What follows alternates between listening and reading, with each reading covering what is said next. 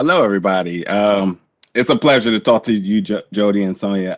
This season is phenomenal, and I know we're coming up on episode 3, and I'm not going to talk spoilers, obviously, but man, wait to the fancy episode 9. What a fantastic episode! But for the two of you all of the butterflies, all of the emotions, I even choke up thinking about it. I'm going to start off with you, Jody. Ellen, that character is just wow. There's all the things that are said about her, all of her accomplishments, especially in that era of history.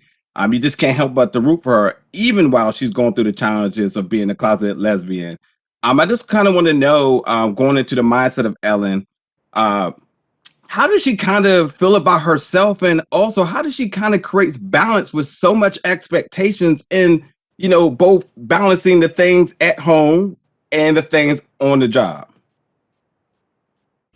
I mean, I think when you've been keeping a part of yourself private and secret for the bulk of your life, you get really good at managing that sort of compartmentalization and that stress. That said, as the season progresses, we get to see the cost it has on her. And, it's interesting because certainly, without wanting to spoil too much, she is rewarded for her competency, despite the sort of inner turmoil that's going on throughout it all. But to say that this is a person who's just fine would be incorrect. Like there's a lot of struggle, a lot of sacrifice. But again, like I think when you've been this way since you were a teen, it's well practiced, sadly. Yes, there's just some very magical moments between her and other characters. Again, I want to avoid spoilers. That Yeah. Fans wait to episode 9. Whew.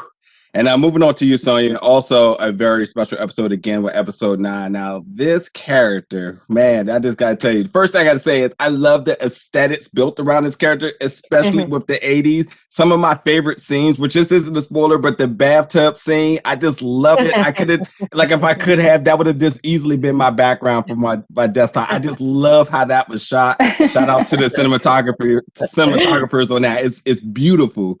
But yeah, man, I didn't have a clue she would have my absolute favorite story arc this season. Just the emotionals the emotions that are attached with it, and just that lifestyle and that boldness. I just want to kind of know, like, how do you how do you explain to the audience the things that she goes through this season, without spoiling it, because it's a lot, and I don't know where to kind of navigate with. But how would you explain exactly the things? Yeah. First of all, I want to thank you for being such an attentive watcher. It's so fun to talk to somebody who's such an appreciative audience and who's picking up on so many dynamics. So thank you for that. And second of all, I would say it's so fun. It is much more of an emotional arc for Molly this season. Last year was a much more action-packed one. And this one begins with a punch and then is much more of an emotional story that we're telling. And that was really fun and unexpected and sort of difficult in the same way that it is for Molly to get used to not being the active one.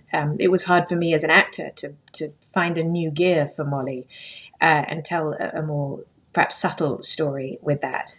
But I loved it, and I agree with you. That bathroom scene was also really fun to shoot. It really was. I mean, lying in a bubble bath while Joel Kinnaman walks in with a bottle is not a terrible way to spend your day.